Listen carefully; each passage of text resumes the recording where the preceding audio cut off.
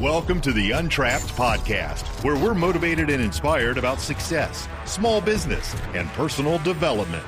And now, Keith Kalfas. Bro, I gotta tell you something that I'm learning at 43.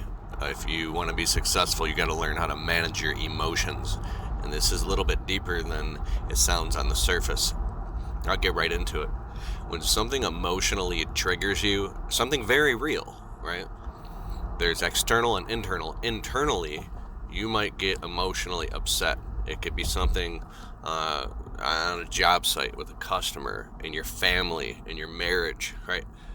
And how quickly can you manage and mitigate those emotions? I was watching. Dan Kennedy is one of the top marketers in the world. He's a huge, very famous guy in the marketing world. He's old now, but he said something once, and I've read a lot of his books. You should check him out sometime. But he talks about compartmentalizing your emotions. And he said there was a point, like his car was getting repoed. I don't know why, because he's a multi-millionaire, but he was able to, like, literally his car got repoed, and then he walked into an event and he was able to speak and teach and then go make a whole bunch of money or something. And then whatever was going on, he was able to compartmentalize the emotions like a switch, turning them off and on. And this is where I want to talk about changing channels cleanly. Let's just say something is bothering you in your personal life. And then in the very next moment, you have to walk out the door and go, and you got a 10-minute drive to go to meet a customer, right? Are you going to spend that 10-minute drive being upset or wanting to pick up the phone or vent to somebody or tell them about your problem? Because you feel like that's the natural human inclination and tendency and emotion is. But what if, this sounds almost crazy, like, listen, if something stressful happens in your personal life or with a family member who drives you insane, can you literally get out of their presence or off the phone with them, and then in the very next moment, boom, like the change of a channel, the change of a switch, you're right back into positive go mode, like grinding, crush it mode. You're productive, you're happy, then you're at a meeting, and it's like, you compartmentalize that emotion so it doesn't leak over into everything else. And part of you feels incongruent. Like, what are you, a freaking sociopath? How could somebody come out of a very stressful situation and then in the very next moment, it's like I have this friend who taught me, somebody taught him in the world of like radio, you could literally get a call that your mom just died. And if you're in front of a microphone at a radio station, you have to now turn on that microphone the very next moment. Like in between commercial breaks, you find out your mom died, and you have to go, "Hey, it's WJQR. It's a great sunny day in Miami. Welcome." And be like totally happy for real, because nobody wants to hear your problems. They're there to be entertained. People want results. They don't care about your personal feelings. So I think even if you're in a situation where you're being mistreated or taken advantage of or whatever it is, some negative thing, the quicker you can become an empowered person and put a positive spin on it is the more powerful of a person you'll be able to be. Like, let's just say something happens in your life or in your business and you're like, it might be unraveling the thread. This is going to be the one piece of yarn that unravels everything up. We're pointing in a downward direction now. Oh, I better start being scared. But what if instead of that, you just keep walking, smiling confidently, like everything's going to work out? It's just a bump in the road, and it's just a bump in the road. That's all it is. That's all it ever was. If you are looking for the greatest software ever to run your business on, go to getjobber.com/Keith. You can create proposals, invoices, collect payments, and track your entire business directly on the Jobber smartphone app.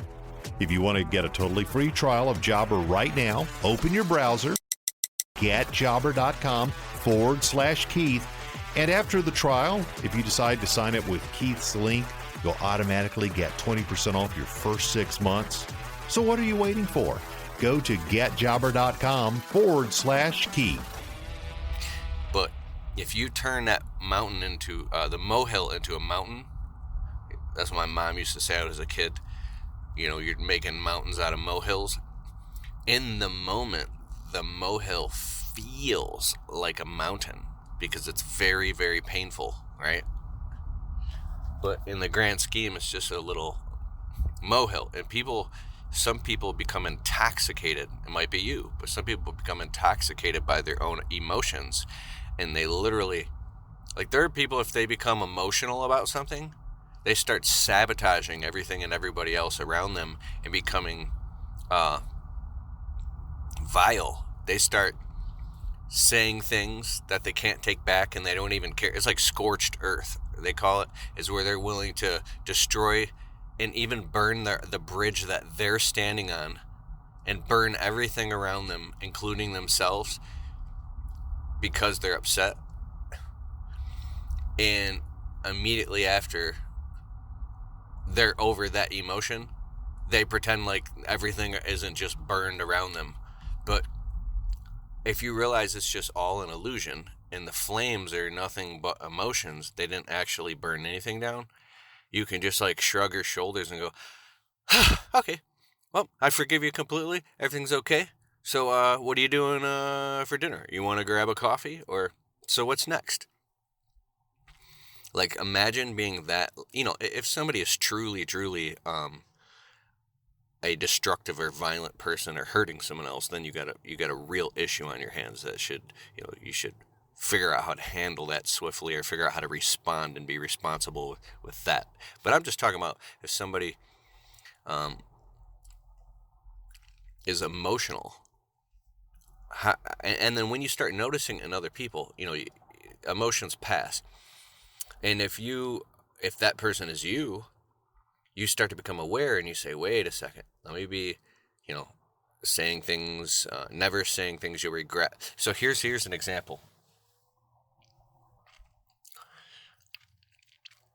If you know somebody who, let's say they get upset and they say very hurtful, crass things, and they start attacking,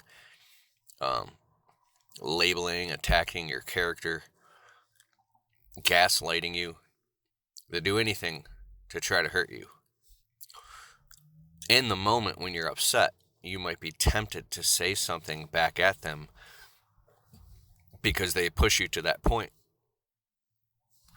to either defend yourself but imagine if you even change your tone of voice and let any anger hurt, even if you feel like you're being unfairly treated. It's completely unfair and unjustified the way you're being treated in the moment, right? Completely unfair and unjustified. There's no merit in this whatsoever at all, right?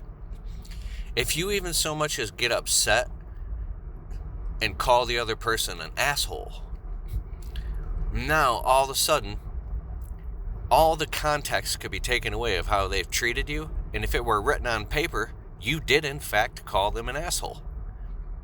And then they could go around and tell everybody, just hang with me for a second. This is not what this podcast is fully about. But they could go tell everybody that you called them an asshole, and everybody would be like, how dare you call this person an asshole? I can't even believe that you would do such a thing.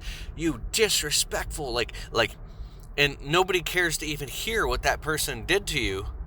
How they could have verbally gutted you unmerciful for 20 minutes straight. And at your breaking point, the worst thing you did was you just said, leave me alone, you asshole. And now you're the person. So this is the way this type of stuff works. Can you get to the point where you don't even... it's the art of non-reactivity. You don't react at all. You don't react at all. Ever, never. They can't even get you upset. Because you came from a place, you can't even die because you came from a place where you were never born. There's an inner candle flame that doesn't flicker. You know what I'm saying?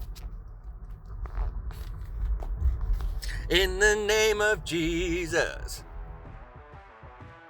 Let me tell you something most service business owners never realize.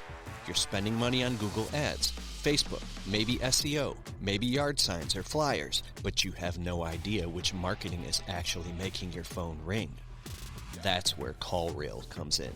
CallRail is call tracking software that shows you exactly which marketing source generated each phone call. So instead of guessing where your leads came from, you actually know. And when you know what's working, you can double down on it and grow your business faster. If you want to try it, go to keithkalfas.com/callrail.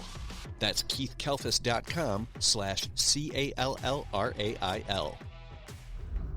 Anyways, I gotta go drop off a marriage license. I am what is it called?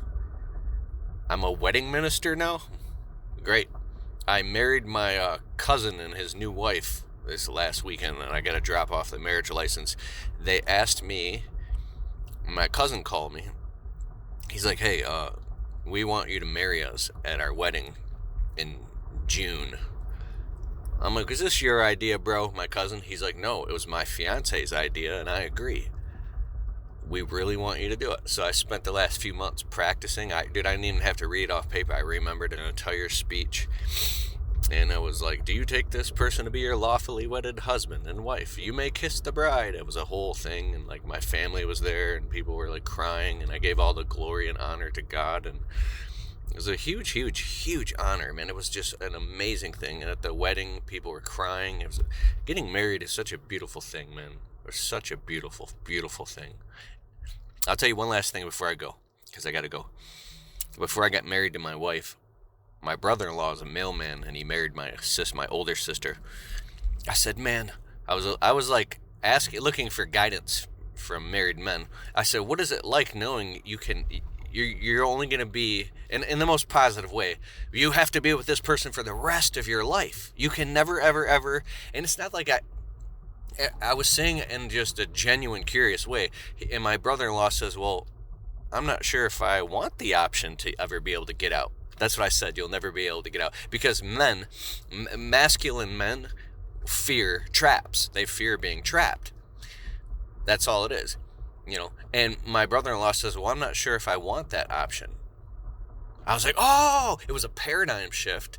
And then when you're in 100%, not 99.9%, 100%, then anything that happens, you work it out. And that's an amazing thing. Because there's no backdoors, not even psychological backdoors. And I like that. That's a huge part of the foundation of being successful. I'm excited, bro. I'm excited. In the name of Jesus. All right, later.